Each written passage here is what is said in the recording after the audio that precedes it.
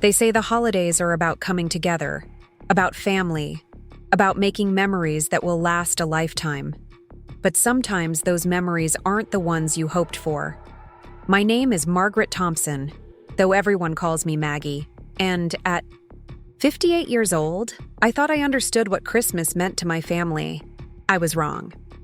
The moment I realized how little I mattered to my own son and daughter-in-law wasn't when they handed me scratchy sheets for the living room couch, or when they asked me to stay quiet during their morning routine so I wouldn't wake. The children. It was when my daughter-in-law Rachel looked me straight in the eye and said, "We just think it would be more comfortable for everyone if you stayed out here. The guest rooms are really for actual guests, you know?"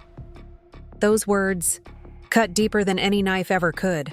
After 32 Christmas mornings of making this holiday magical for my son Danny, after 5 years of trying to be the mother-in-law Rachel never had, after driving 4 hours through a snowstorm to spend the holidays with the only family I had left, I was being told I wasn't guest-worthy in my own son's home. That envelope sitting in my purse, the one I'd been planning to give them Christmas morning, suddenly felt heavier than it had any right to. What happened next changed everything, not just for them, but for me too. Before we jump back in, tell us where you're tuning in from, and if this story touches you, make sure you're subscribed, because tomorrow, I've saved something extra special for you. I never imagined my life would unfold this way. When Frank and I bought our little ranch house on Elm Street in Millbrook, Ohio, back in 1985, we dreamed of filling it with laughter, with birthday parties, with Christmas mornings that would rival those greeting card commercials. We painted the spare bedroom a cheerful yellow, not knowing if we'd have boys or girls, just knowing we wanted children who would someday bring their own families home for the holidays. Frank used to joke that we'd need to add on to the house. Eventually, once we became grandparents, to fit everyone around the Christmas tree. Life, as it often does, had different plans. After years of trying, we were blessed with Danny in 1992, and Kevin followed 3 years later. Our yellow bedroom became a nursery, then a shared bedroom with bunk beds, then separate rooms as the boys grew. Frank was the kind of father who coached Little League even though he'd never played baseball himself, who built elaborate Halloween costumes from scratch, who read bedtime stories with different voices for every character. I was room mom, PTA, president, the house where all the neighborhood kids gathered after school because I always had homemade cookies cooling on the counter. We thought we were building something solid, something that would last generations. Frank started his workshop in the garage when Danny was 10, teaching both boys how to use tools, how to fix things with their hands instead of throwing them away. Every Christmas, he'd emerge from that workshop with handcrafted gifts, dollhouses. For the neighbor girls, toy trucks for the boys, elegant jewelry boxes for me. The workshop was his sanctuary, filled with the smell of sawdust and wood stain, with tools arranged precisely on pegboards, with half-finished projects covered by old sheets. When Frank died suddenly of a heart attack 5 years ago, it felt like someone had erased half of our family history. Danny was 27 then, already married to Rachel for 2 years, living in their beautiful colonial in Willow Creek Estates. Kevin was finishing up his engineering degree at Ohio State, full of plans to move to Seattle after graduation. I was 53, still working at the Millbrook Public Library where I'd been the head librarian for 15 years, still believing that family was the most important thing in the world. The funeral was everything you'd expect a small-town funeral to be. The whole community turned out. Former students I'd taught in Sunday school, parents whose children I'd helped find their first chapter books, neighbors who'd borrowed Frank's tools over the years. Danny gave a beautiful eulogy about his father's work ethic and devotion to family. Rachel organized a reception afterward that was tasteful and elegant, everything properly coordinated. Kevin flew in from Seattle, where he'd already started his new job, and stayed for a week to help me sort through Frank's things. But once the flowers wilted and the casseroles were eaten and life settled back into its new normal, I began to understand how much everything had changed. Danny and Rachel, who used to come over every Sunday for dinner, started visiting monthly, then less frequently. They were busy, they explained, with work and social obligations and the demands of maintaining their lifestyle. Rachel had joined. The country club was active in the junior league, had a calendar full of charity events and dinner parties that required her attention. I understood, or at least I tried to. They were young, building their careers, establishing themselves in the community. Rachel came from money. Her parents, Linda and George Harrison, owned half the real estate developments in the county. They moved in circles I'd never been part of, attended galas at the country club, took vacation cruises to places I'd only seen in travel magazines. It made sense that they'd be busy, that Sunday dinners with Danny's widowed mother might feel like an obligation rather than a pleasure. Still, I tried to stay connected. I sent birthday cards with checks tucked inside, even though I knew they made more money in a month than I made in 6. I called every Tuesday evening, always at the same time so I wouldn't interrupt anything important. When they bought their house, I spent my vacation time helping them paint and organize, even though they could have hired professionals. When they talked about wanting to start a family, I offered to help with childcare, remembering how hard it had been when my own boys were small and I was working full-time. Emma was born 3 years ago, followed by Lucas 2 years later. Suddenly, I had a role again. I was Grandma Maggie, the one who showed up with homemade Halloween costumes and birthday cakes baked from scratch. I was the one who babysat when Danny and Rachel needed date nights or weekend getaways. I was the one who knew that Emma loved stories about brave princesses and that Lucas would only eat sandwiches cut into triangles. For a while, it felt like we were building something new, a relationship that honored Frank's memory while creating space for the next generation. I converted Frank's workshop into a playroom, moving his tools to a smaller space so the grandchildren would have somewhere to be creative and messy. I kept children's books at my house, little clothes in their sizes for unexpected sleepovers, toys that stayed at Grandma's house and made visits special. But slowly, I began to notice changes. Danny and Rachel started dropping the children off for longer periods, sometimes with very little notice. A Saturday afternoon would turn into an entire weekend.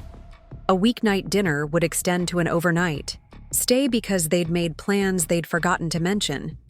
I didn't mind. Truly, I didn't. I loved having Emma and Lucas around. Loved reading them bedtime stories in the same voices Frank had used for Danny and Kevin. Loved making them pancakes in the morning and watching their faces light up. What bothered me was the assumption that my time belonged to them, that my plans were less important than theirs. When my book club planned a weekend retreat, I had to cancel because Danny and Rachel had a company party they couldn't miss. When Carol Martinez invited me to join her and her husband Robert on a trip to Branson, I had to decline because it was the same weekend as Rachel's charity gala, and they needed someone to watch the children. I told myself it was temporary, that once the children were older and more independent, things would balance out. Preparing and narrating this story took us a lot of time, so if you are enjoying it, subscribe to our channel. It means a lot to us. Now back to the story. I told myself that this was what grandparents did, that Frank would have made the same sacrifices if he'd lived to see Emma and Lucas born. I told myself that being needed was better than being forgotten, that I was lucky to have grandchildren who loved spending time with me. The pattern continued for months, then years. Danny's career in marketing was taking off, requiring travel and networking events that often fell on weekends. Rachel's social calendar seemed to expand constantly, with new committees and charity boards demanding her time, and I was always available, always willing to adjust my schedule, always ready to step in when they needed me. It wasn't until this past October that I began to see the situation clearly. Emma had been invited to a birthday party, one of those elaborate affairs that cost more than my monthly grocery budget. Rachel was supposed to take her, but at the last minute, she called to ask if I could handle it instead. She'd been invited to a wine tasting event with some of the other junior league wives, something that would be important for her social standing in the community. I agreed, of course. I always agreed. But as I sat in the parking lot of the party venue, Watching Emma run toward the bounce house in her carefully chosen outfit, I caught a glimpse of myself in the rearview mirror. When had I started looking so tired? When had the lines around my eyes become so pronounced? When had I become the kind of person who canceled her own plans without even considering whether it was fair? That evening, after I'd returned Emma to her parents with a full report of the party activities, I sat in my kitchen with a cup of tea and really looked at my life. The house felt too quiet, too empty. Frank's tools were still covered with dust sheets in the corner of the garage. The workshop that had once been his pride and joy was now a playroom that got used once or twice a week when I was lucky. I thought about my friend Carol, who had retired from teaching the same year I'd lost Frank. She'd spent the past 5 years traveling, volunteering at the animal shelter, taking art classes at the community center.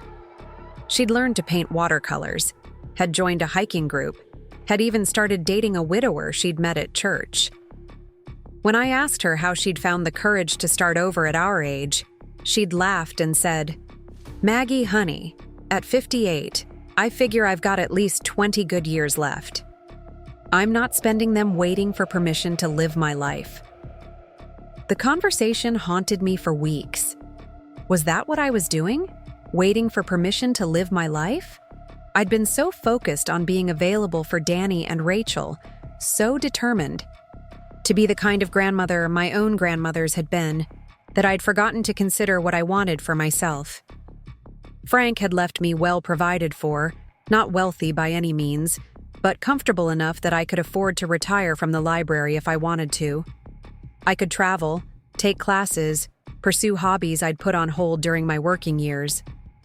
But every time I considered making a change, Emma and Lucas would run into my arms, calling me Grandma Maggie with such genuine joy that I couldn't bear the thought of disappointing them.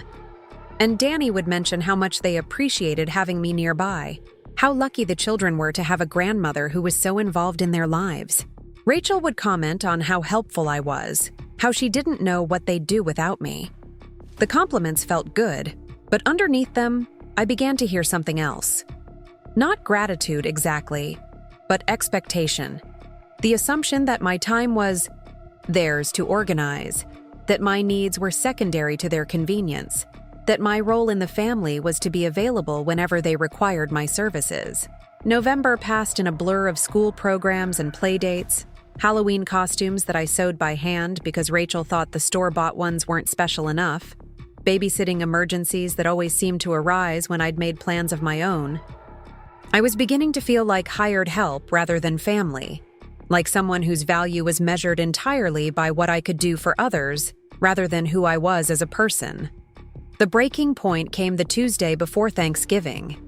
I'd been looking forward to hosting the holiday at my house, the way Frank and I always had when the boys were growing up.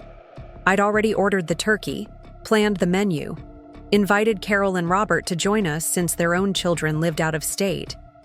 It would be cozy and warm, filled with the kind of traditions that had made my own childhood holidays special.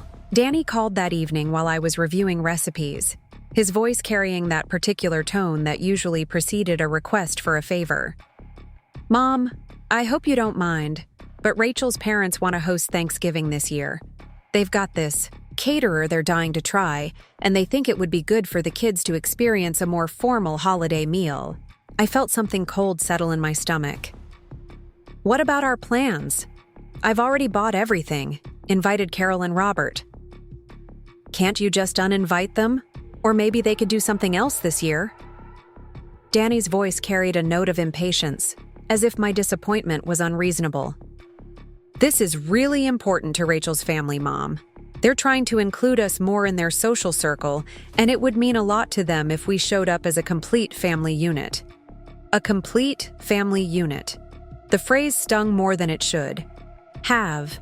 Apparently, I was part of the family when they needed childcare or help with household tasks, but not when it came to important social events. I was support staff, not an integral member of their inner circle. "What about Christmas?" I asked, my voice smaller than I'd intended. "We'll still do Christmas at my house, right? Like we always have?" There was a pause on the other end of the line, and in that silence, I heard my answer before Danny spoke. "Actually, Mom, we were thinking it might be nice to do Christmas at our place this year. You know, start some new traditions now that the kids are getting older." Rachel's really excited about hosting, and her parents might join us too. My hands began to shake as I held the phone. "I see. And where do I fit into these new traditions?" "You'll come over Christmas morning, of course. We'd love to have you. Rachel's already planning the menu, and she thinks it would be great.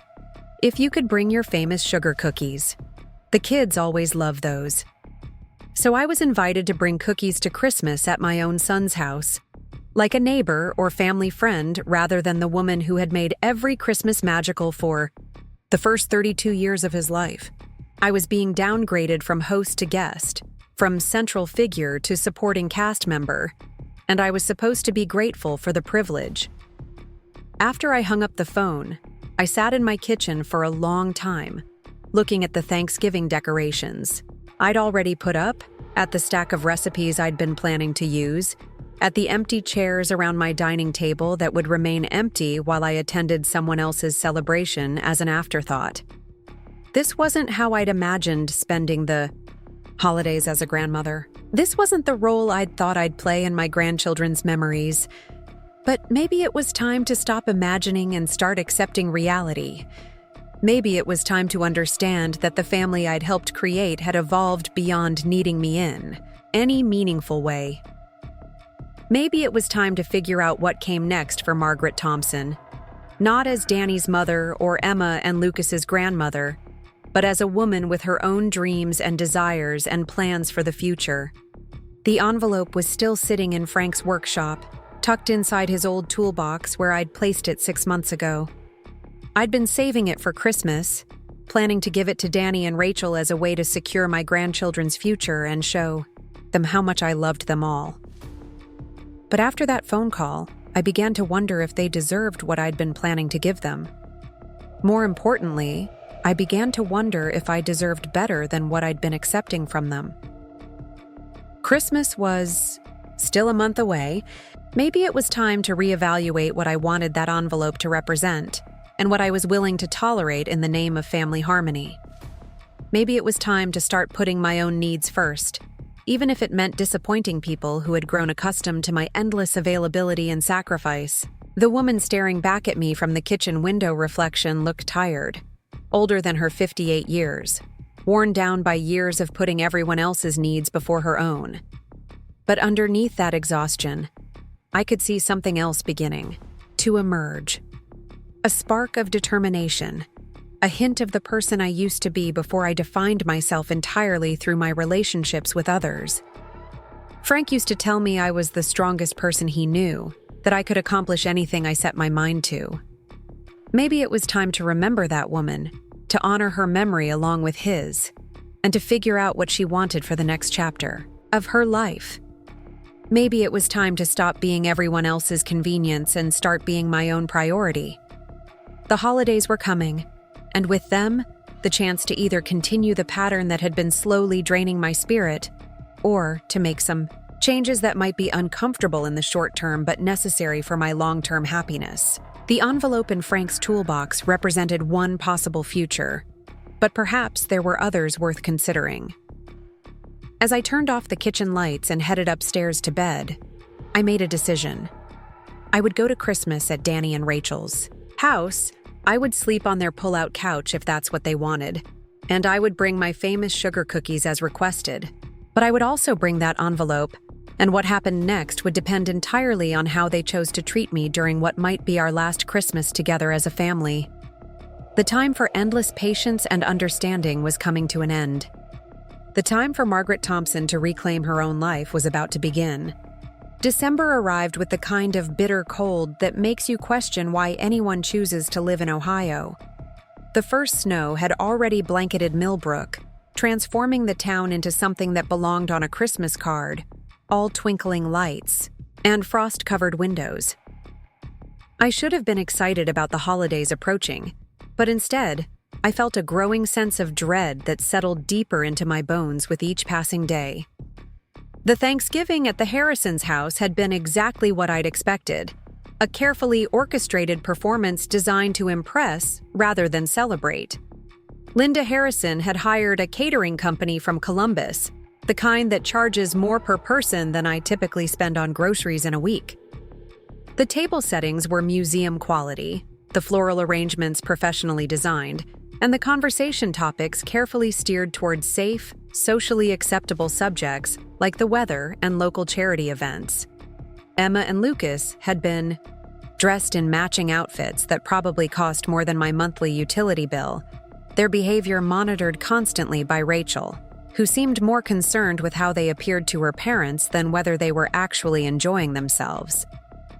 I'd sat at the far end of the table, between George Harrison's business partner and his wife, people who made polite conversation about the library's upcoming fundraiser, but clearly had no real interest in my responses. When George Harrison stood to give the traditional blessing, he thanked God for family, for prosperity, for the many blessings they'd received throughout the year. He mentioned Danny's success in his marketing career, Rachel's contributions to various charitable organizations, and the joy that Emma and Lucas brought to their lives. He did not mention me, not even as an afterthought, despite the fact that I was sitting right there at his table, despite the fact that I'd spent countless hours caring for those grandchildren he was so thankful for. The oversight might have been accidental, but the message was clear. I was a guest in this family now, not a central member. My role had been redefined without my input or consent, and everyone seemed comfortable with the new arrangement except me. As I listened to the conversation flow around me, discussing vacation plans and investment strategies and social events I'd never be invited to, I felt more alone than I had since Frank's funeral. After dinner, while the adults lingered over coffee and brandy, I'd offered to help clean up, only to be told that the catering staff would handle everything.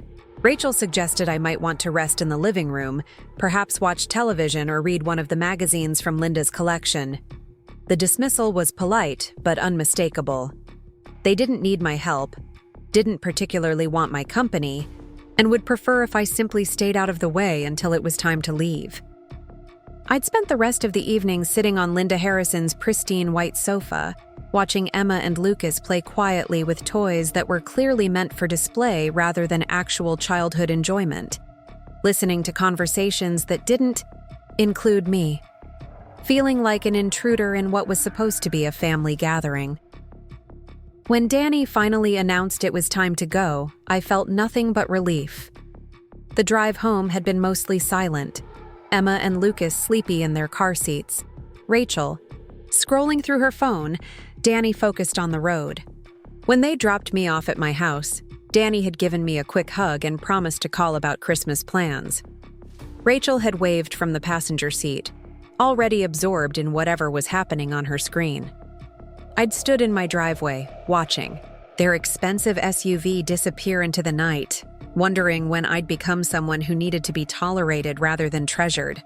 That night, I'd walked through my empty house, past the guest bedrooms that had been ready for visitors who never came, past the dining room table set for 4 but only used by 1, past the kitchen where I'd spent so many years cooking meals for a family that no longer seemed to need me. The silence was deafening, broken only by the hum of the refrigerator and the ticking of the grandfather clock Frank had restored during our 3rd year of marriage. I'd ended up in Frank's workshop, now mostly converted to a playroom but still, containing his old toolbox in the corner. The envelope was still there, exactly where I'd placed it 6 months earlier, when I'd been full of hope about my relationship with Danny and Rachel, when I'd believed that generosity and love would eventually be recognized and appreciated. The envelope contained papers that represented 30 years of careful financial planning, 30 years of living modestly and saving diligently, and making choices based on what would be best for my family's future, rather than what would make me happy in the moment. Frank and I had both been savers, both believers in the importance of leaving something behind for the next generation, both committed to ensuring that our children and grandchildren would have opportunities we'd never had. After Frank died, I'd continued that tradition, living on my librarian's salary and his pension, while letting the investments grow, adding to them whenever possible, watching the balance increase year after year. The envelope contained the documentation for a substantial sum, money that could pay off Danny and Rachel's mortgage completely, money that could fund Emma and Lucas's college educations, money that could change their lives in ways they couldn't even imagine. I'd planned to give it to them for Christmas, to present it as the ultimate expression of my love and faith in their future.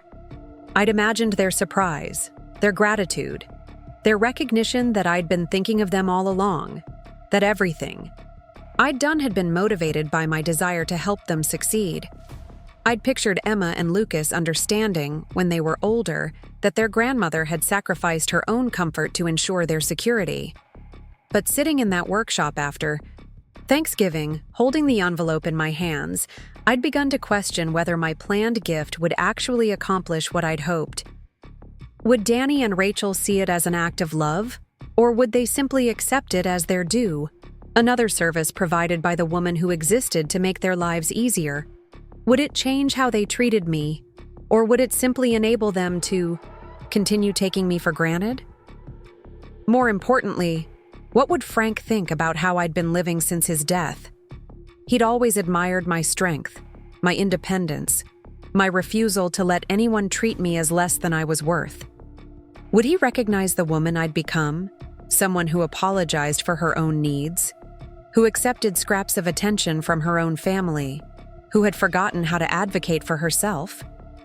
The weeks leading up to Christmas passed in a blur of preparation and anxiety. Danny called sporadically, usually with requests disguised as invitations. Could I watch Emma and Lucas while he and Rachel attended the company Christmas party?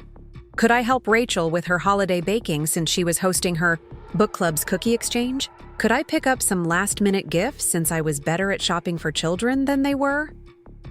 Each request came with compliments about how wonderful I was, how grateful they were for my help, how lucky they were to have me nearby. But the gratitude felt hollow, performed rather than genuine.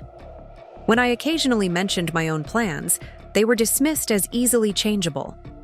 When I suggested alternatives that might be more convenient for me, they were politely ignored. Carol. Martinez began to notice the strain I was under, the way I looked increasingly tired and withdrawn as December progressed. She'd invited me to join her and Robert for their annual Christmas light tour, a tradition they'd started after their own children moved away. I'd wanted to go, had been looking forward to the evening of hot chocolate and holiday music and friendship that didn't come with strings attached. But Rachel had called that afternoon with an emergency. Her babysitter had canceled at the last minute, and she absolutely couldn't miss the Junior League's Christmas gala. It was a fundraiser for the Children's Hospital, she explained, and as a board member, she was expected to be there. Could I possibly watch Emma and Lucas just this once? I'd canceled my plans with Carol and Robert, spent the evening reading bedtime stories and playing board games, told myself that helping sick children was more important than looking at Christmas lights. But when Danny and Rachel returned home, after midnight, smelling of expensive perfume and wine, talking loudly about the celebrities who'd attended the gala and the connections they'd made, I'd felt a familiar ache of resentment. Rachel had thanked me effusively, telling me how much the evening had meant to her, how proud she was of the money they'd raised for charity. But she hadn't asked about my canceled plans, hadn't seemed to consider that I might have wanted to do something for myself that evening. I was a resource to be utilized, not a person with my own desires and disappointments. As Christmas approached, the details of their celebration began to take shape. Rachel had hired an interior designer to transform their house into a winter wonderland, complete with 3 different Christmas trees in various rooms, each one professionally decorated with coordinated ornaments and ribbon. She'd ordered custom stockings for everyone, including one for me that would hang alongside the family's collection, but somehow looked smaller, less elaborate than the others. The menu had been planned with the same attention to detail as a state dinner, featuring dishes that required ingredients I'd never heard of, and preparation techniques that seemed designed to impress rather than nourish. Rachel had mentioned several times how much work she was putting into making everything perfect, how important it was for Emma and Lucas to experience a truly magical Christmas morning. What she hadn't mentioned was where I would sleep during my visit. When I'd finally asked during one of our Tuesday evening phone calls, the response had been casual, almost dismissive. "Oh, we figured you could take the pull-out couch in the living room. It's actually quite comfortable, and that way you'll be right there for Christmas morning when the kids wake up." The guest wing of their house contained 3 bedrooms, each one beautifully furnished and rarely used. They had a home office that doubled as a guest room, complete with a queen-size bed and private bathroom. They had Emma's old nursery, now converted to a craft room that still contained a daybed.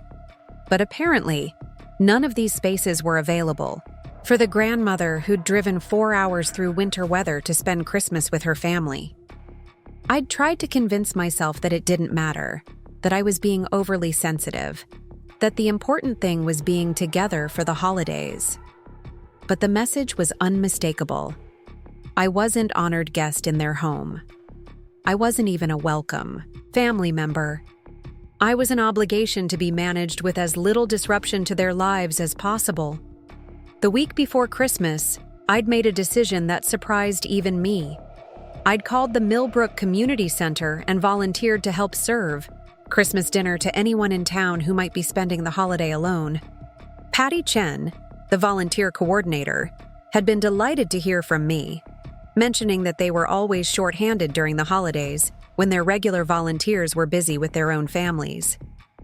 "We serve dinner from noon to 4, she'd explained, "and it's always such a wonderful atmosphere. People bring their children, their elderly parents, sometimes just themselves if they don't have anywhere else to go. Last year we had over 200 people, and everyone leaves feeling like they've been part of something special." The description had appealed to me more than I'd expected. The idea of spending Christmas Day with people who would genuinely appreciate my presence, who would see my contribution as valuable rather than expected, felt revolutionary. For the first time in months, I'd felt excited about the holidays rather than anxious. When I'd mentioned my volunteer commitment to Danny during our next phone call, his response had been immediate and negative. "Mom, you can't be serious. It's Christmas Day. We're expecting you here bright and early to watch the kids open their presents." "I'll be there Christmas morning," I'd assured him. "The volunteer shift doesn't start until noon. I can see the children open their gifts and help with breakfast, then drive over to the community center." But what about Christmas dinner? Rachel's been planning this meal for weeks. She's ordered special linens, hired someone to arrange the flowers, bought wine that cost more than most people spend on groceries. You can't just leave in the middle of everything. The assumption that my presence was required for their elaborate meal, combined with the complete dismissal of my desire to help others, had triggered something in me that I'd been suppressing for months. "Danny, I've volunteered to help serve Christmas dinner to people who have nowhere else to go. It's one afternoon, and it's something I want to do. Since when do you volunteer at the community center?" His tone had been accusatory, as if my desire to contribute to something beyond his immediate family was somehow suspicious or inappropriate. "Since I decided that I want to spend part of Christmas Day with people who actually appreciate my help," I'd replied, the words coming out sharper than I'd intended. The silence on the other end of the phone had stretched uncomfortably long.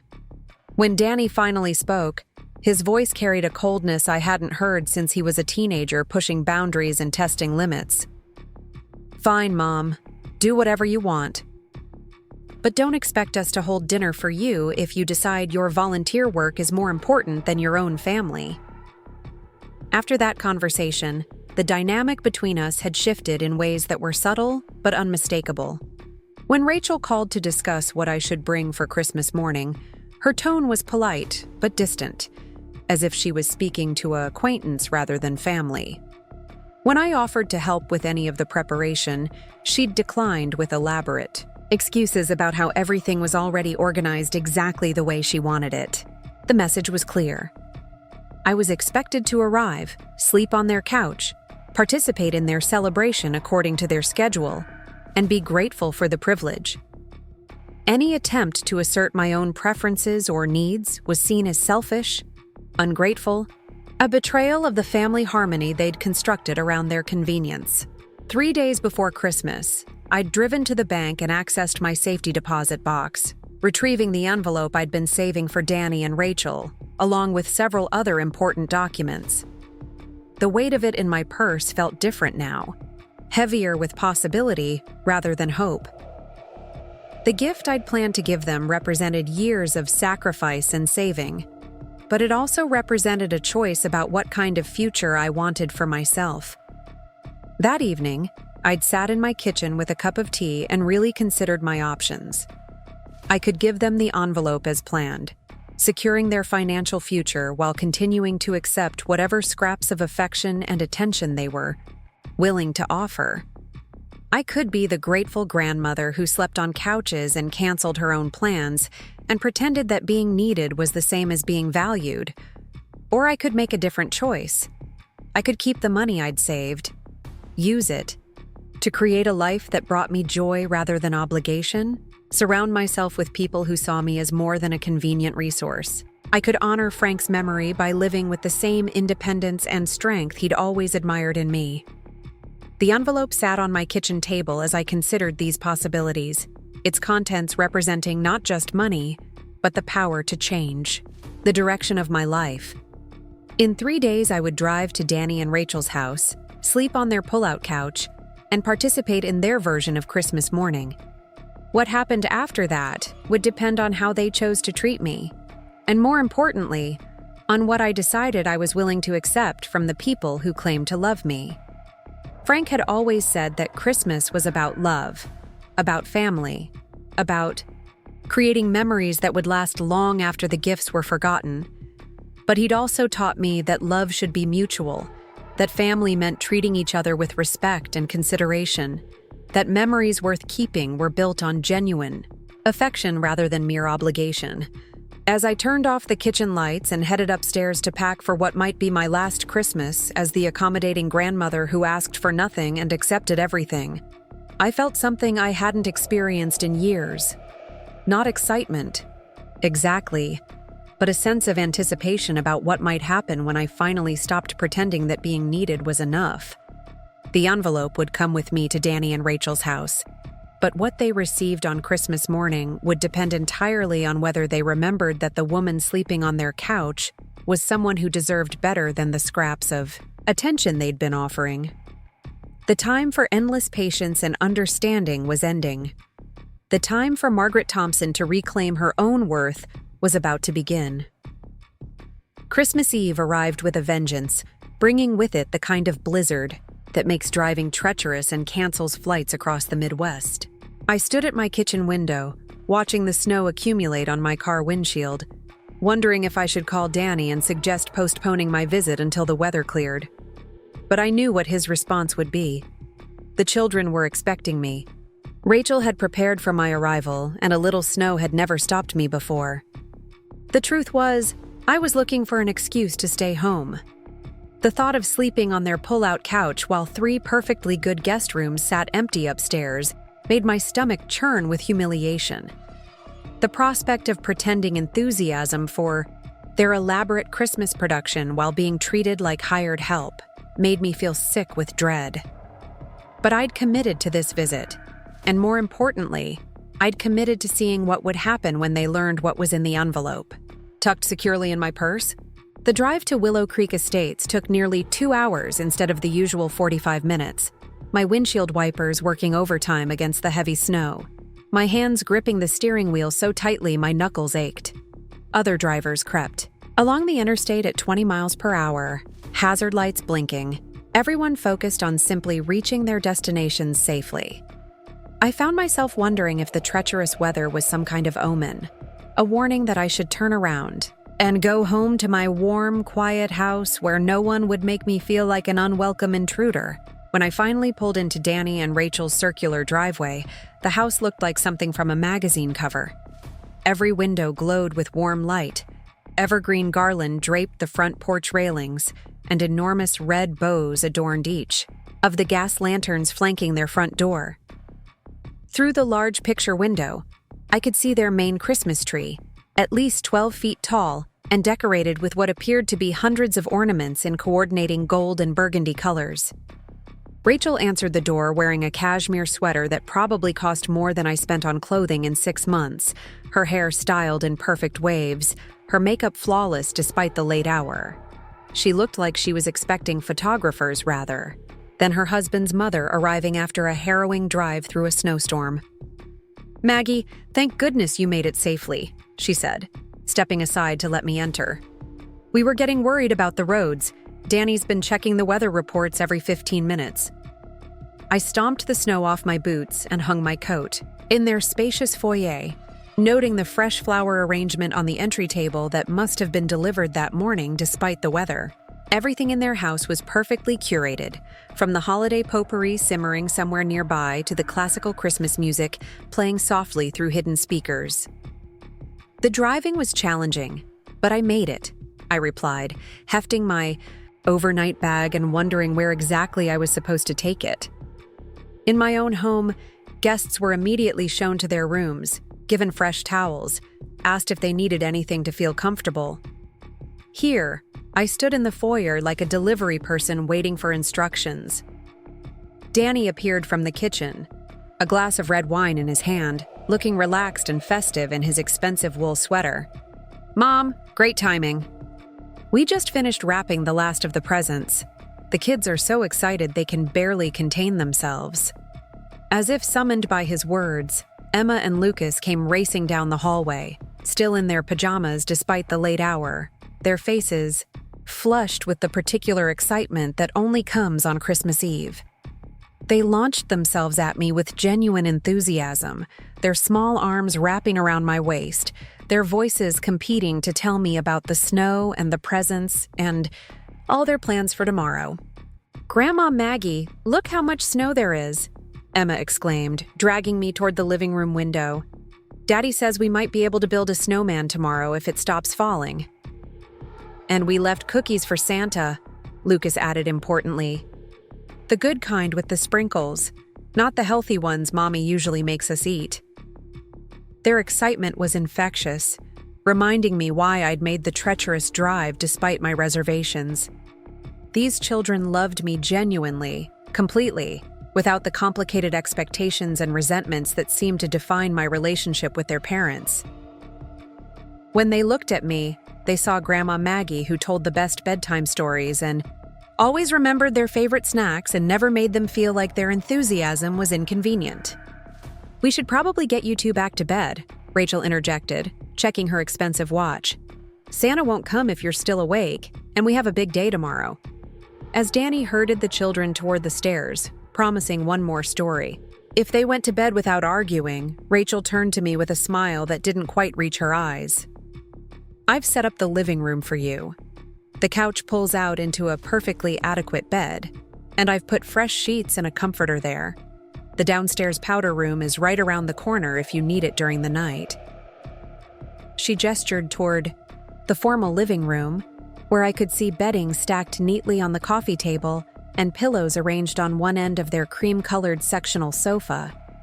The room was beautiful, with its vaulted ceilings and elegant furniture, and that magnificent Christmas tree, but it was also completely open to the rest of the house. Every sound from the kitchen, every footstep on the stairs, every conversation would be audible from my makeshift bed.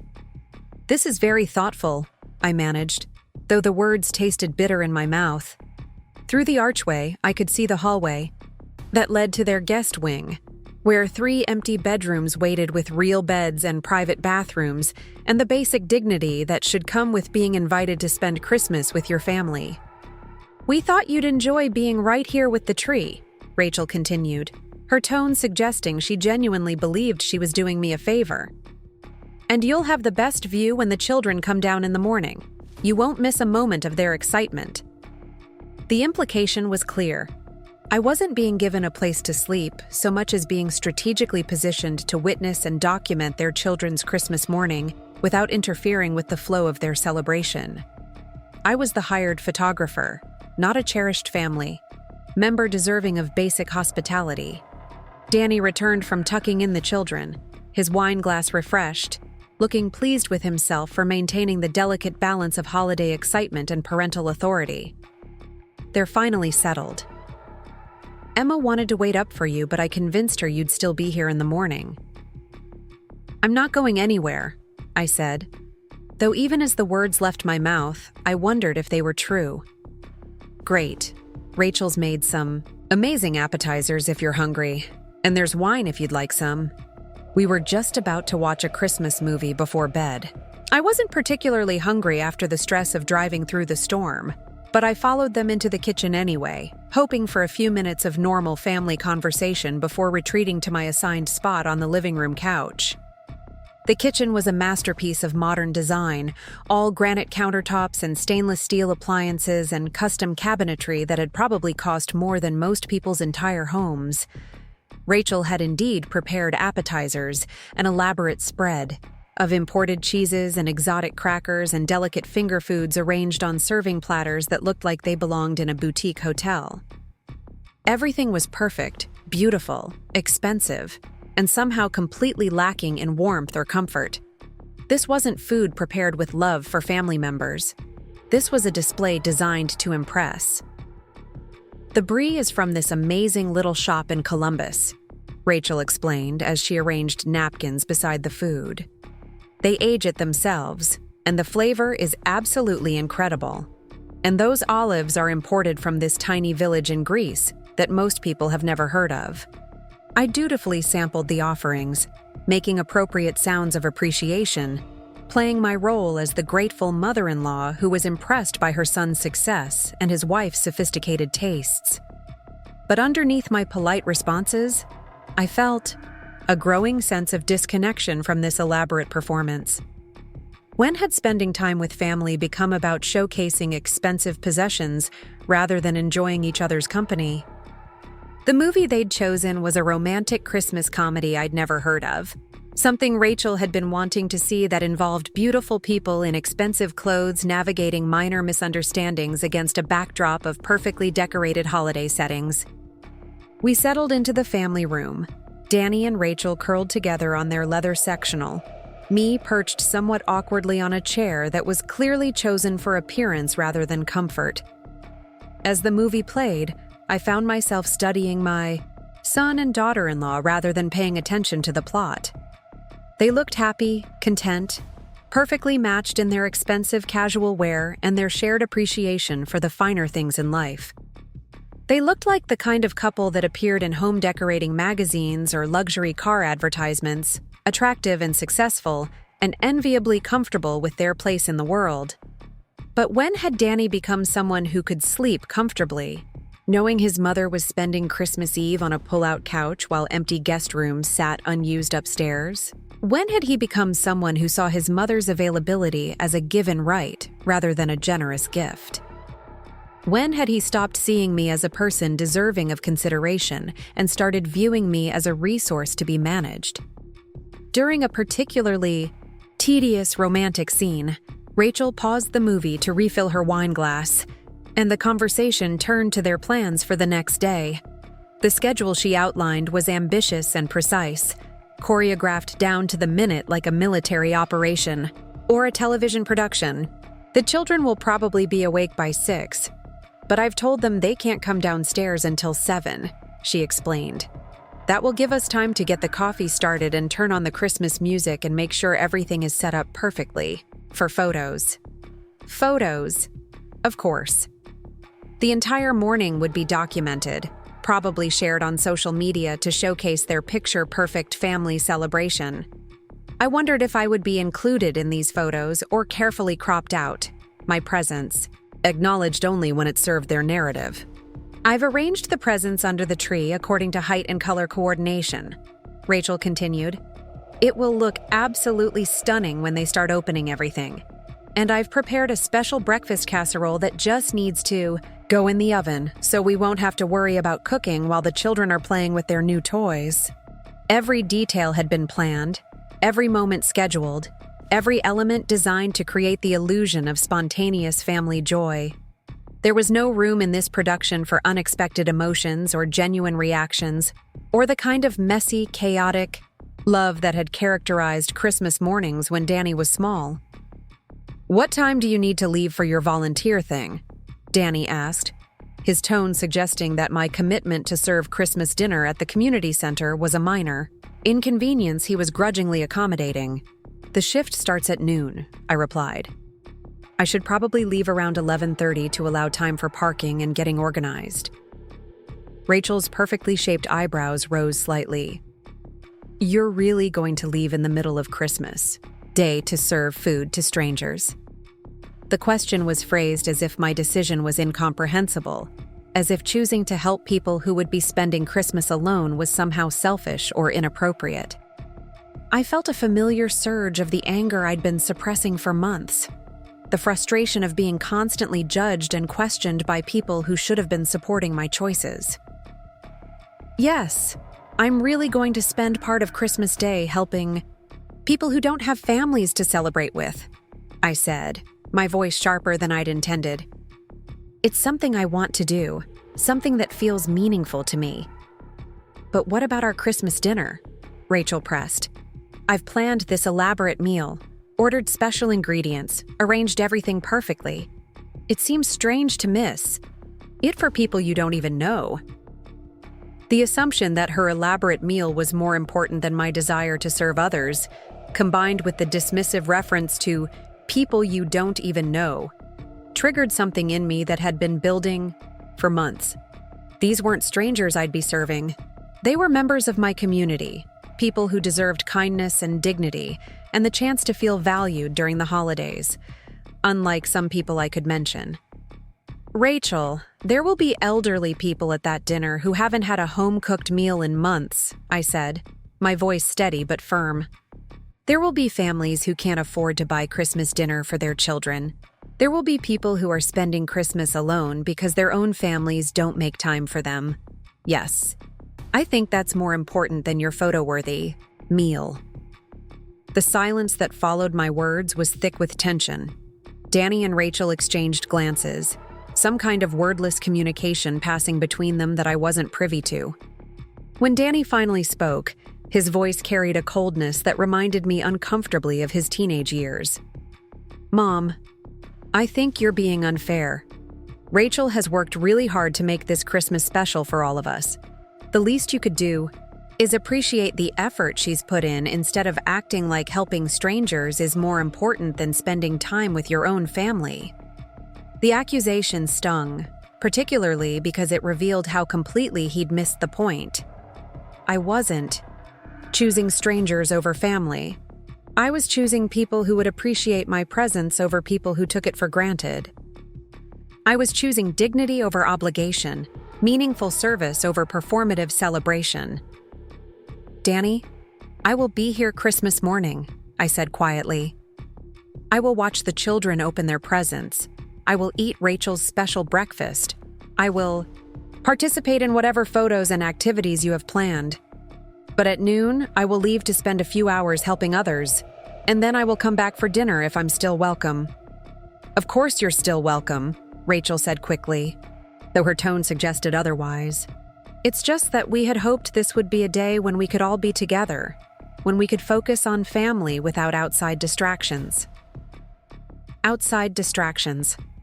That's how she viewed my desire to serve others, as a distraction from their perfect Christmas production. Not as an act of compassion or community service or personal fulfillment, but as an inconvenience that might interfere with their carefully orchestrated celebration. The rest of the evening passed in strained politeness, conversations that stayed safely on neutral topics, smiles that didn't quite hide the underlying tension. When they finally declared it was time for bed, I was grateful for the chance to retreat to the living room and process everything that had happened. Setting up the pull-out couch was more complicated than it should have been, requiring me to move the coffee table and rearrange several decorative pillows and figure out how to operate the mechanism without damaging their expensive furniture. The mattress, when I finally got it extended, was thin and uncomfortable, the kind of sleeping surface that might be adequate for an occasional overnight guest, but felt punitive for someone's mother spending Christmas Eve. As I lay there in the dark, Listening to the sounds of Danny and Rachel moving around upstairs in their comfortable bedroom, I stared at the Christmas tree and thought about all the holidays I'd hosted when Danny was growing up. The chaos of Christmas morning when he and Kevin would tear through their presents with wild enthusiasm, wrapping paper flying everywhere, excitement more important than aesthetics. The kitchen filled with the smell of cinnamon rolls and coffee, family members wandering through in their pajamas, no one worried about coordinating their appearance for photos. Those Christmases had been about love, about joy, about creating memories that would last long after the gifts were forgotten. This Christmas felt like a performance, a carefully staged production designed to create the appearance of family happiness rather than the genuine experience of it. The envelope in my purse seemed to pulse with possibility as I lay there on the uncomfortable couch, considering my options. Tomorrow morning, I would watch Emma and Lucas open their presents, and their excitement would be real even if everything else felt artificial. Tomorrow afternoon, I would serve Christmas dinner to people who would be genuinely grateful for my presence. And tomorrow evening, I would decide whether to give Danny and Rachel the gift that could change their lives, or keep it for myself and use it to build a future that honored my own worth and dignity. The snow continued to fall outside the picture window, blanketing their perfect neighborhood in pristine white, creating the kind of Christmas card scene that looked beautiful from a distance, but was cold and uncomfortable when you were actually living in it. Just like this family celebration that appeared perfect on the surface, but left me feeling more alone than I had in years. Frank used to say that the true spirit of Christmas revealed itself in how we treated the people we claimed to love, not in how much money we spent or how perfectly we arranged our decorations. As I finally drifted off to sleep on the lumpy pull-out couch, listening to the house settle around me and feeling like an unwelcome stranger in my own son's home, I wondered what my late husband would think about the way his son was treating the woman who had given him life and raised him with unconditional love. Tomorrow would bring answers to questions I'd been avoiding for too long. Tomorrow would reveal whether the envelope in my purse would buy me back into this family's good graces, or whether it was time to use that money to purchase something far more valuable: my own self-respect. Christmas morning arrived with the sound of small feet thundering down the stairs at exactly 6:15, despite Rachel's firm instructions about waiting until 7. I jerked awake on the uncomfortable pull-out couch, my neck stiff from the thin pillow and my back aching from the sagging mattress, momentarily disoriented by the unfamiliar surroundings and the excited voices of my grandchildren. Emma and Lucas burst into the living room like tiny tornadoes, their faces glowing with Christmas morning magic, their pajamas wrinkled from restless sleep filled with dreams of presents and surprises. They stopped short when they saw me struggling to sit up on the couch, blankets tangled around my legs, my hair undoubtedly sticking up at odd angles after a night of tossing and turning on the inadequate bedding. "Grandma Maggie, you're sleeping by the Christmas tree," Emma observed with the blunt honesty that only 7-year-olds possess. "Why aren't you in one of the guest rooms upstairs?" The innocent question hit me like a physical blow, highlighting the absurdity of my situation with childlike clarity. Why indeed wasn't I in one of the perfectly appointed guest rooms that sat empty while I spent Christmas Eve on a piece of furniture designed for occasional afternoon naps, not overnight stays by honored family members? "I wanted to be close to the Christmas tree," I improvised, forcing a smile that felt brittle around the edges, "so I could see all the beautiful lights and ornaments when I woke up." Lucas climbed onto the couch beside me, his small, warm body a comfort against the morning chill that seemed to permeate the large, open living space. "Did you see Santa? Did he eat our cookies?" Before I could answer, Danny appeared at the top of the stairs, his hair tousled, but his expression already shifting into the controlled enthusiasm that would characterize the morning's carefully orchestrated celebration.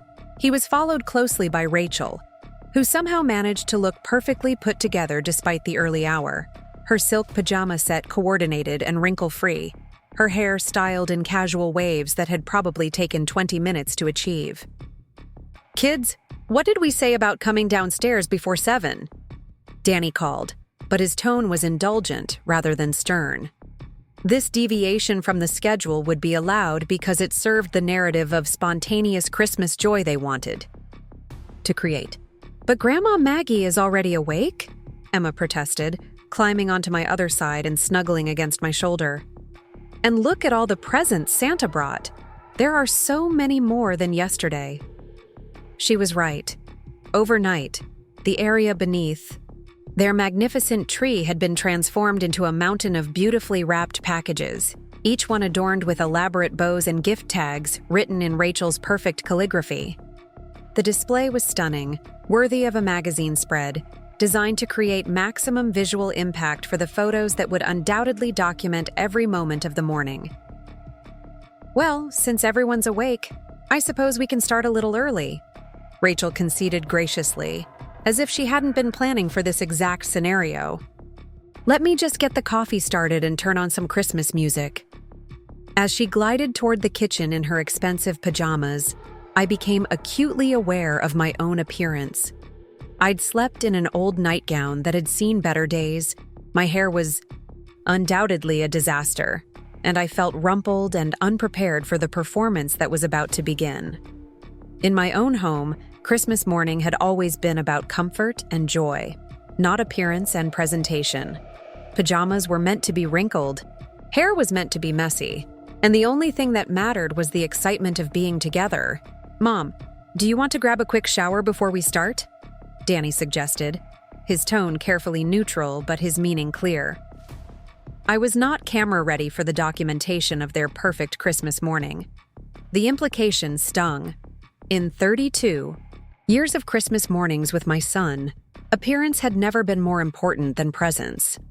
The joy had always been in the moment itself, not in how it would look in photographs or social media posts.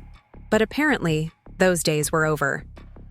I'll just freshen up quickly, I agreed, gathering my toiletries and trying to ignore the way Emma and Lucas looked disappointed by the delay. They wanted to dive into their presents immediately, with the uninhibited enthusiasm that made Christmas morning magical. But their parents had other priorities. The downstairs powder room was as perfectly appointed as everything else in their house, with expensive hand towels that looked too pristine to actually use, and decorative soaps that seemed more like art installations than functional items. I did my best to make myself presentable, brushing my hair into submission and applying enough makeup to hide the evidence of my restless night on the uncomfortable couch. When I emerged 15 minutes later, the living room had been transformed into a set for their Christmas morning production. Rachel had arranged herself artfully on one end of the sectional, her legs tucked beneath her in a pose that looked casual, but was clearly calculated for maximum photogenic appeal. Danny sat on the floor beside the tree, his tablet positioned, to capture every moment of the children's reactions. Emma and Lucas waited with barely contained excitement, their eyes fixed on the mountain of presents, their small bodies practically vibrating with anticipation. They had been instructed to wait, to pose, to perform their Christmas morning joy according to their parents' vision rather than their own natural impulses. Perfect, Rachel announced, raising her phone to capture the scene.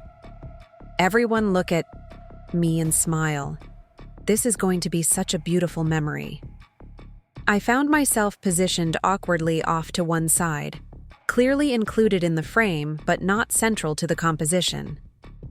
The message was subtle but unmistakable.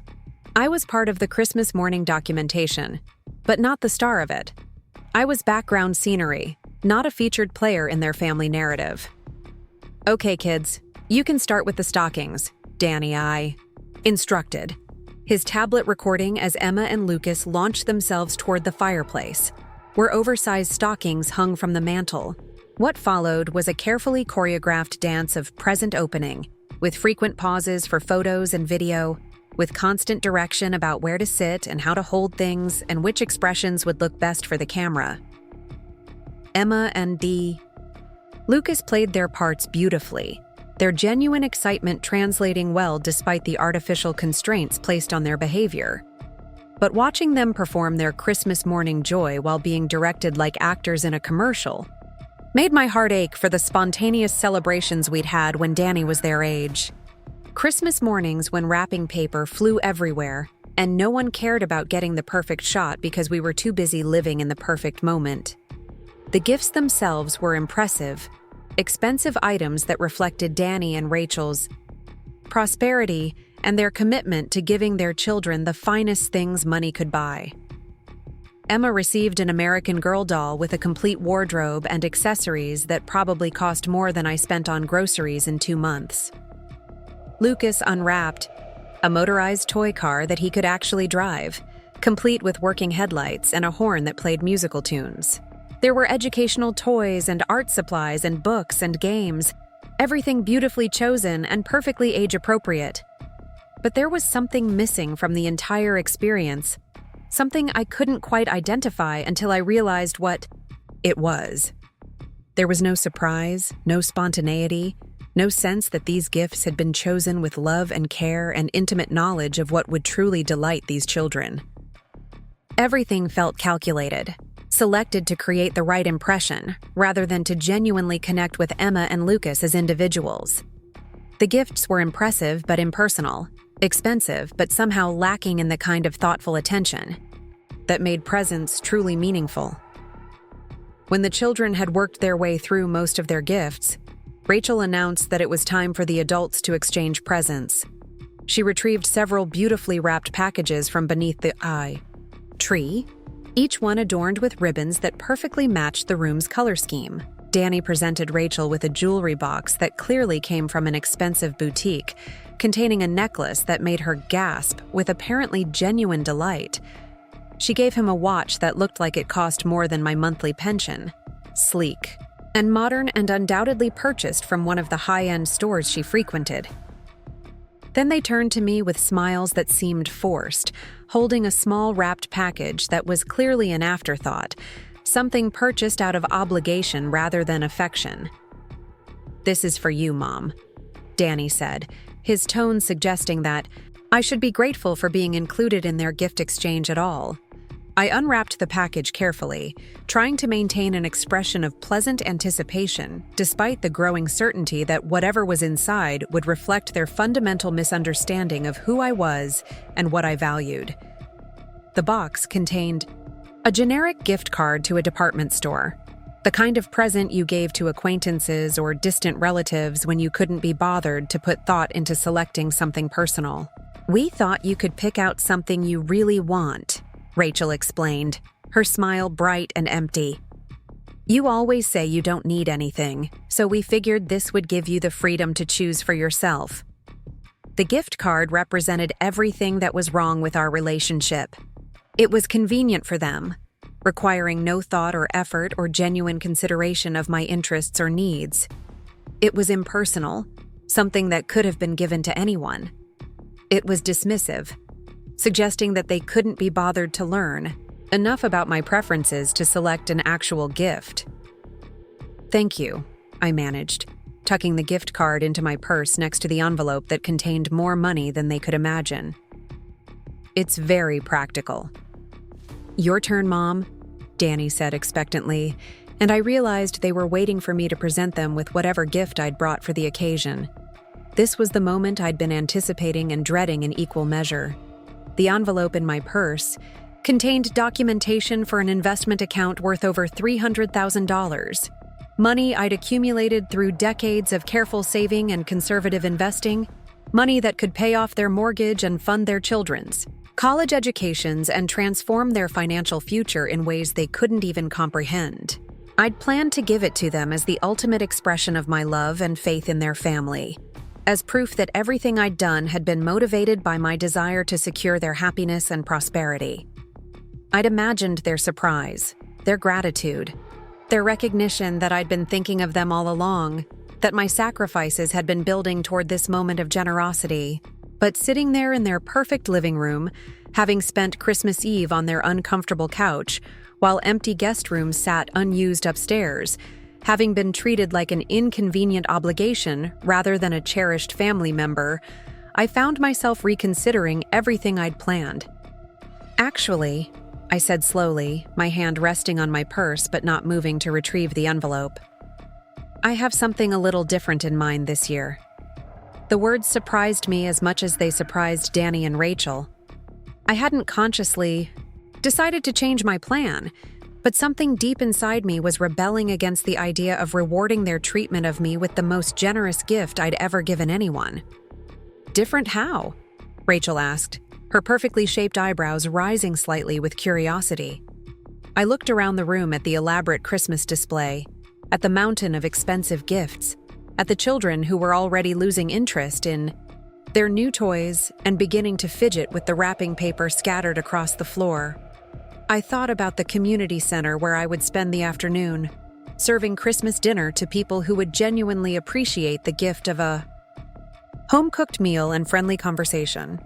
I've decided to make a donation to the community center's Christmas dinner program, I announced, the words coming out stronger and more confident than I'd expected. In honor of Emma and Lucas, so they can understand the importance of helping others during the holidays. The silence that followed my announcement was deafening. Danny and Rachel exchanged glances, some kind of wordless communication passing between them that clearly involved surprise and disappointment, and something that looked remarkably like anger. "That's very nice, Mom," Danny said finally, his tone carefully controlled but his eyes flashing with frustration. "But the kids don't really need a lesson in charity right now. They're still enjoying their Christmas presents." "Everyone can benefit from learning about generosity and community service," I replied calmly, though my heart was racing with the audacity of what I was doing. Frank always said that Christmas was about more than receiving gifts. It was about giving back to others who might not be as fortunate as we are. Rachel's smile had become rigid, frozen in place like a mask that no longer fit properly. Of course, charity is important, but Christmas morning is traditionally about family, about celebrating together, about focusing on the people we love most. The irony of her words was stunning. She was lecturing me about focusing on the people we love most while having relegated me to sleeping on a pull-out couch and treating me like an inconvenient stranger. She was talking about family traditions while systematically dismantling every tradition I'd established during 32 years of making Christmas magical for my son. "You're absolutely right," I agreed, standing up from my uncomfortable position, on the floor where I'd been relegated during the gift exchange. "Christmas should be about focusing on the people we love most. That's exactly why I'm going to spend this afternoon serving dinner to people who will genuinely appreciate my presence." The barb hit its target. Danny's face flushed with anger, and Rachel's perfectly composed expression cracked slightly around the edges. Emma and Lucas looked up from their toys, sensing the tension in the room even if they didn't understand its source. "Mom, I think you're being unfair," Danny said, his voice rising slightly before he caught himself and glanced at the children. "We've worked hard to make this Christmas special for everyone, and you're acting like none of that matters." "You've worked hard to create a beautiful performance," I corrected gently, "but I'm not sure how much of it has actually been about spending time together as a family. I've been here for 12 hours, and most of that time has been spent arranging things for photographs or discussing schedules or explaining why I can't have what every other guest in your home would be offered automatically." "What's that supposed to mean?" Rachel demanded, her composure slipping further as her voice took on a sharp edge. "It means that I spent Christmas Eve sleeping on your living room couch while 3 empty guest bedrooms sat unused upstairs," I said, my own voice steady but firm. "It means that I've been treated like an obligation to be managed rather than a mother and grandmother to be cherished. It means that I've been made to feel like an inconvenient burden rather than a welcome family member." The words hung in the air between us, 30 years of suppressed frustration and disappointment finally given voice. Emma and Lucas had stopped playing with their toys entirely, their young faces reflecting confusion and concern as they watched the adults they loved most engage in the kind of conflict they'd never witnessed before. "That's not fair," Danny protested, but his voice lacked conviction. Deep down, he knew exactly what I was talking about, even if he wasn't ready to acknowledge it. "Isn't it?" I asked, reaching for my purse and feeling the weight of the envelope that could have changed their lives if they'd been willing to treat me with basic respect and consideration. When was the last time you asked about my life, my interests, my dreams for the future? When was the last time you considered what I might want or need instead of assuming I'd be available whenever you required my services? Rachel opened her mouth to respond, but I held up my hand to stop her. I wasn't finished. 30 years of being taken for granted had finally reached its breaking point, and everything I'd been afraid to say was pouring out like water through a broken dam. I have spent 5 years adjusting my life around your schedules, canceling my own plans to accommodate your emergencies, accepting whatever scraps of attention you were willing to offer because I was so desperate to remain connected to my grandchildren. I continued, my voice growing stronger with each word. But I'm done pretending that being needed is the same as being valued. I'm done accepting crumbs of affection from people who should love me unconditionally. The envelope in my purse felt different now, not heavy with possibility, but light, with freedom. The money I'd saved to secure their future would secure mine instead. The gift I'd planned to give them would become the gift I gave myself. The chance to build a life based on mutual respect rather than one-sided sacrifice. I think you should leave, Rachel said quietly, her voice cold and distant as she gathered the children protectively against her sides. I think you're right, I agreed, standing up and smoothing down my clothes with as much dignity as I could muster. But first, I'm going to keep my commitment to serve Christmas dinner at the community center, because some promises are more important than others. And some people are more deserving of my time and attention than I previously realized. As I gathered my belongings and prepared to leave the house where I'd never been welcome anyway, I felt something I hadn't experienced in years. Not happiness exactly, but a sense of relief so profound it was almost dizzying. The performance was over. The pretense was finished. The truth had finally been spoken, and whatever came next would be built on honesty rather than obligation. The envelope would stay in my purse, its contents destined for purposes that would honor Frank's memory and my own worth, rather than rewarding people who had forgotten how to appreciate the gifts they'd already been given. Christmas morning had indeed brought revelations, just not the kind any of us had expected. The drive from Danny and Rachel's house to the Millbrook Community Center should have taken 20 minutes, but I found myself pulling over twice, once to collect my thoughts and once to let the tears I'd been holding back finally fall.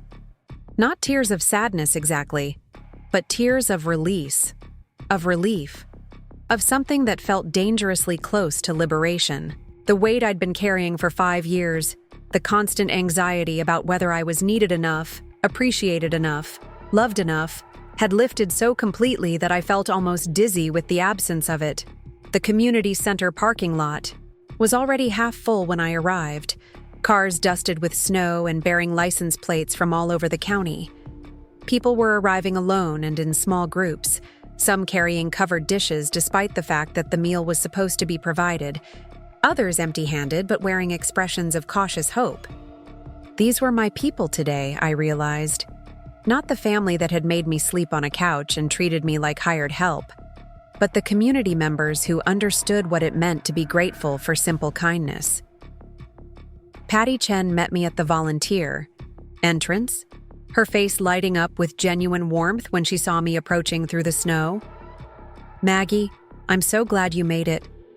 We were worried the weather might keep some of our volunteers home with their families today. I wouldn't miss it, I replied, and meant it more than she could possibly know. What would you like me to do? The next 4 hours passed in a blur of activity that felt more meaningful than anything I'd experienced in years. I served mashed potatoes and green bean casserole to elderly men who thanked me as if I'd given them precious gifts.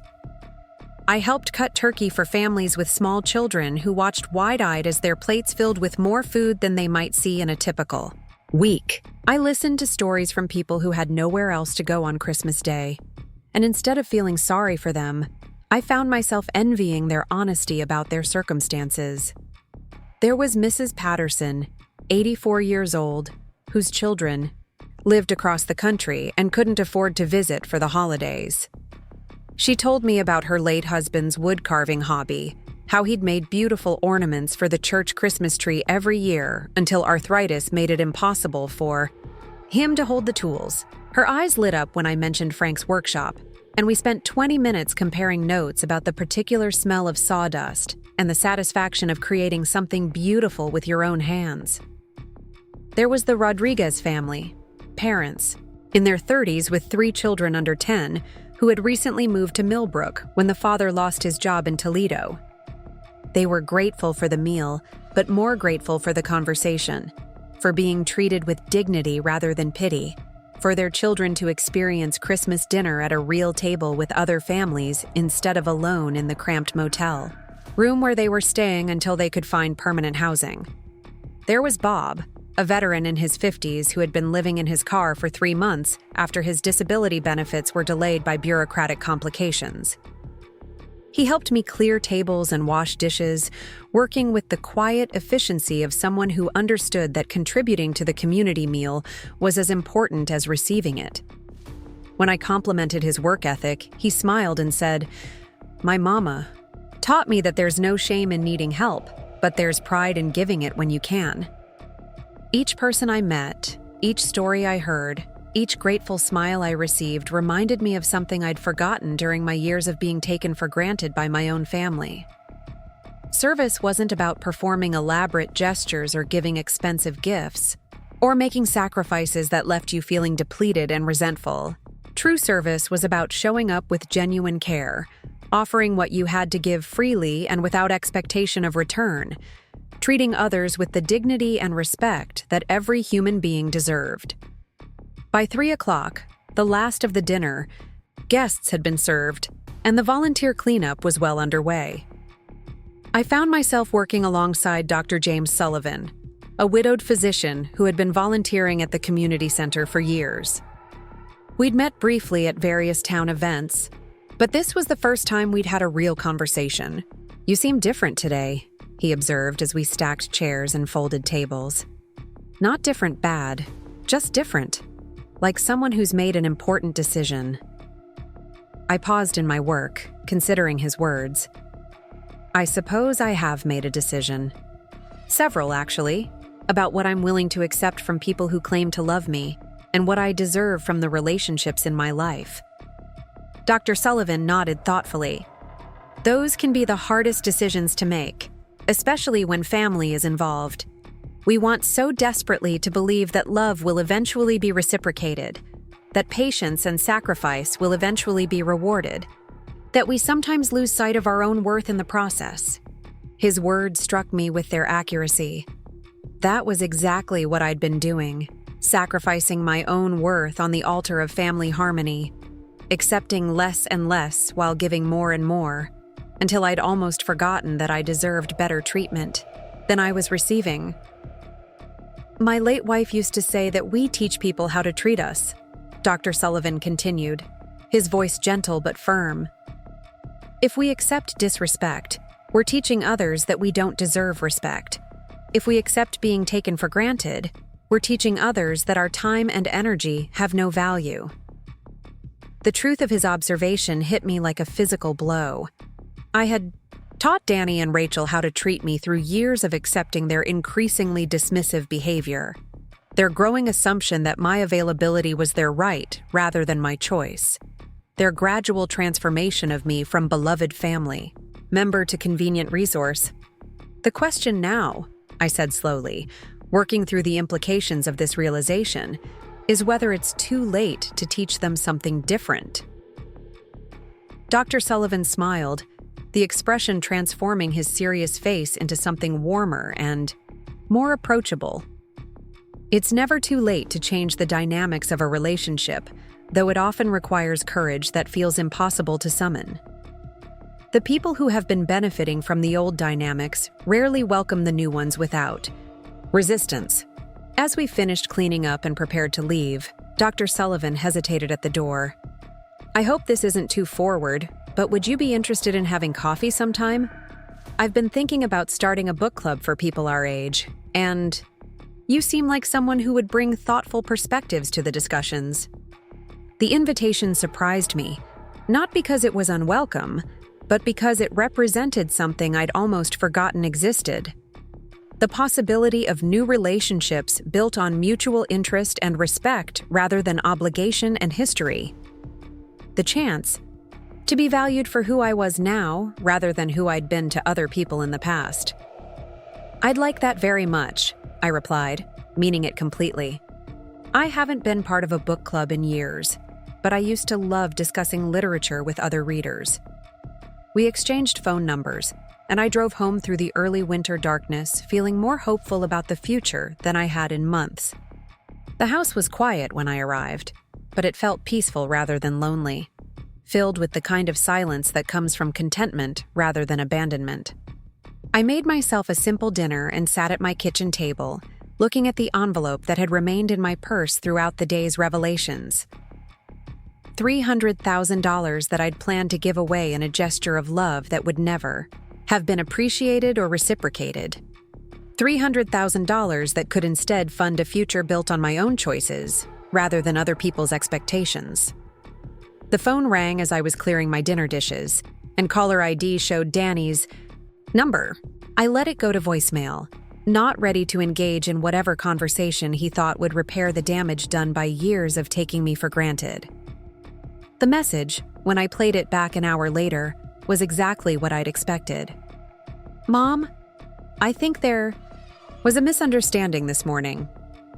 Rachel and I have been talking, and we want you to know that you're always welcome in our home. We're sorry if you felt uncomfortable on the couch, but the guest rooms were being used for storage. Maybe next time we can make better arrangements. Anyway, we're holding dinner for you if you want to come back. The kids keep asking where Grandma Maggie went. The message was a masterpiece of manipulation disguised as apology.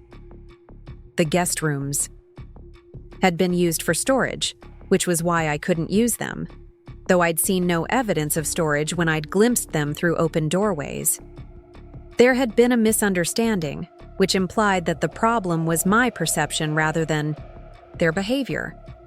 They were graciously holding dinner for me, as if my absence was an inconvenience they were generously willing to overlook. Most telling of all, they mentioned that the children were asking about me, using Emma and Lucas as emotional leverage to make me feel guilty for protecting my own dignity. It was a strategy that had worked countless times before, and they clearly expected it to work again.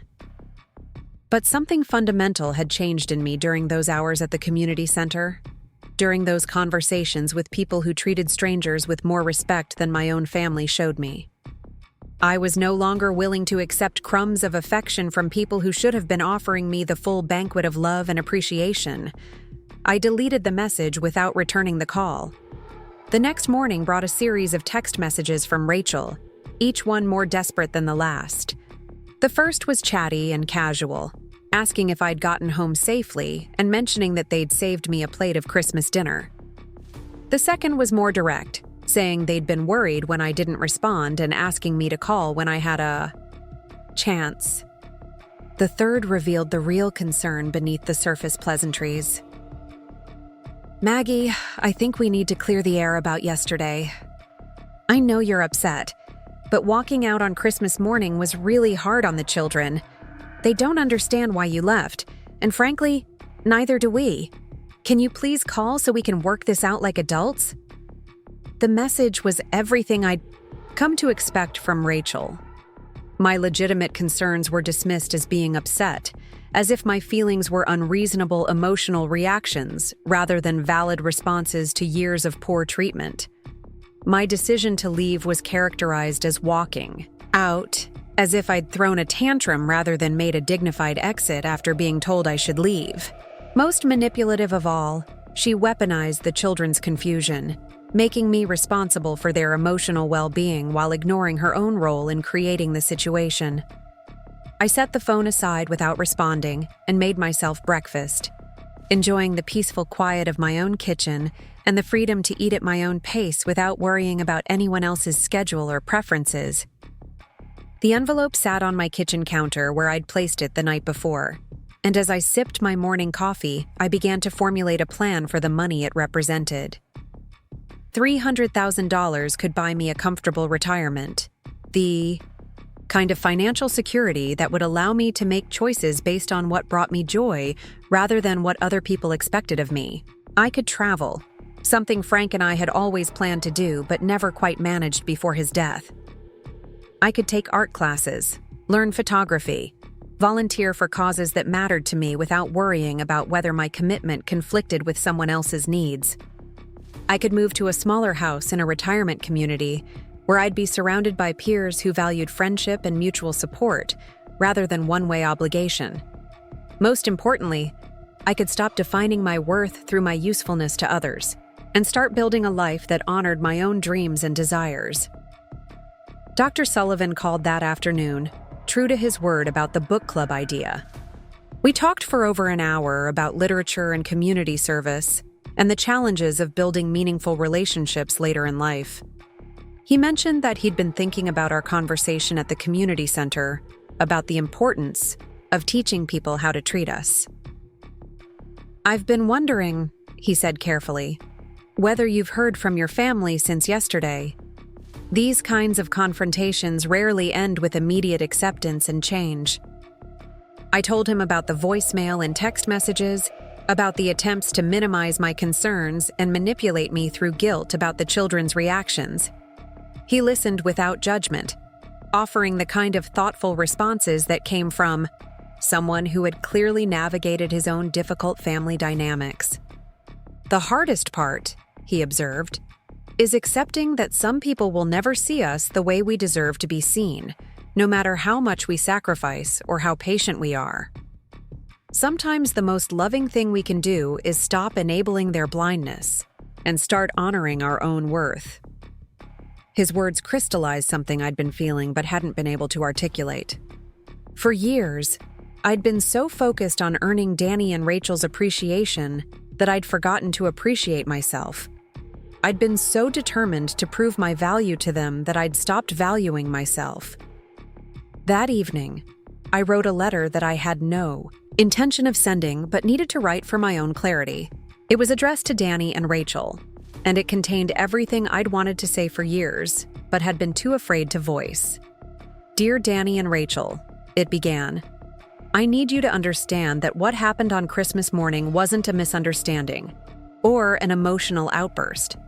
It was the inevitable result of years of being treated as a convenience rather than a person, as a resource to be utilized rather than a family member to be cherished.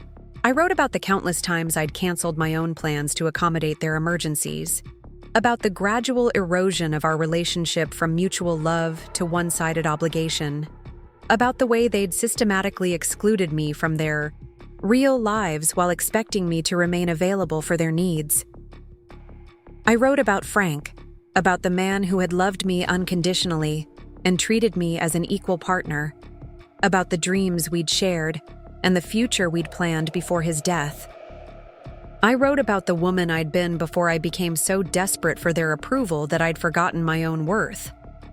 Most importantly, I wrote about the envelope and what it represented, about the $300,000 I'd planned to give them as a gesture of love that would never have been appreciated or reciprocated. I wrote about my decision to keep that money and use it to build a future that honored my own dignity and dreams. "I will always love you," the letter concluded, "but I will no longer accept being treated as less than I am worth. If you ever decide that you want a real relationship with me, one based on mutual respect and genuine affection rather than convenience and obligation, I will be here. But I will not be waiting indefinitely, and I will not be available for services that are expected rather than appreciated." Writing the letter was cathartic, clarifying, empowering in ways I hadn't expected. Even though I would never send it, the act of putting my thoughts and feelings into words had solidified my resolve and confirmed the rightness of my decision. 3 days after Christmas, I met Dr. Sullivan for coffee at the Sunrise Diner, a local institution that had been serving comfort food to Millbrook residents for over 40 years. We sat in a booth by the window, watching the post-holiday snow fall gently on the quiet downtown streets, talking about books and travel and the particular challenges of starting over in your 60s. "I have a confession," he said over his second cup of coffee. "The book club idea was partly an excuse to see you again. I've been thinking about you since Christmas Day, about your courage in walking away from a situation that wasn't serving you." His honesty was refreshing, so different from the careful manipulation I'd grown accustomed to in my dealings with Danny and Rachel. Here was a man who could express his interest directly, who valued honesty over strategy, who saw my decision to protect my own dignity as courage rather than selfishness. "I have a confession too," I replied, surprising myself with my boldness. "I haven't been on a date in over 30 years, but I think I'd like to learn how to do it again." We both laughed at the absurdity of discussing dating like it was a skill to be reacquired. But there was something wonderful about acknowledging the newness of the possibility, the excitement of beginning something without the weight of history and expectation. Over the following weeks, as January settled into its familiar rhythm of cold mornings and early sunsets, I began to build the foundation of a new life. I enrolled in a watercolor painting class at the community college, something I'd wanted to do for years but had never found time for around my obligations to Danny and Rachel. I joined Dr. Sullivan's book club, which turned out to include 6 other local residents who brought intelligence and wit to our discussions of contemporary fiction. Most significantly, I made an appointment with a financial advisor to discuss my options for retirement planning. The envelope that had once represented a gift for my ungrateful family now represented freedom for myself, the chance to live comfortably without depending on anyone else's approval or acceptance. Danny called twice more during January, his messages growing shorter and more formal as it became clear that I wasn't going to respond to his attempts at reconciliation. Rachel sent one final text message that revealed more about their true feelings than months of previous communication had done. "I don't know what's gotten into you, but this silent treatment is really immature. The kids miss their grandmother, even if she's decided to abandon them for no good reason. When you're ready to apologize for ruining Christmas and act like an adult, we'll consider letting you back into their lives." The message was a masterpiece of projection and manipulation, accusing me of abandoning children I'd never been allowed to truly connect with, demanding an apology for protecting my own dignity, threatening to withhold access to Emma and Lucas as punishment for refusing to accept poor treatment. But instead of making me angry or desperate, the message filled me with a profound sense of relief. The masks had finally come off, the pretense of family love had been abandoned, and I could see clearly what I'd been dealing with all along. People who saw my grandchildren as weapons to be used against me, who viewed my desire for respect as abandonment, who considered my refusal to accept crumbs as immaturity. I deleted the message and blocked both their numbers, not out of spite, but out of self-preservation. I had learned that some relationships couldn't be repaired, only ended, and some people would never see me as anything more than a resource to be utilized. But I had also learned that it was never too late to start over, never too late to demand better treatment, never too late to remember your own worth. At 58, I was finally free to become the woman I was meant to be, unencumbered by other people's expectations and unlimited by their inability to appreciate what I had to offer. The envelope that had once represented my desperate attempt to buy love and acceptance now sat in my financial advisor's office, its contents transformed into the foundation of a secure and independent future. Frank would have been proud, I thought, of the woman who had finally remembered how to value herself enough to walk away from people who didn't. Spring would bring new adventures, new relationships, new possibilities that I was finally free to explore. The pull-out couch and the dismissive treatment and the years of being taken for granted were behind me now, replaced by the promise of a life lived on my own terms, surrounded by people who saw me as I truly was, not a convenience to be utilized, but a person worthy of love, respect, and genuine appreciation. The best gift I'd ever given myself was the courage to stop accepting less than I deserved. And unlike all the gifts I'd given to others over the years, this one would keep giving back, for as long as I was wise enough to remember my own worth. Up next, you've got 2 more standout stories right on your screen. If this one hit the mark, you won't want to pass these up. Just click and check them out.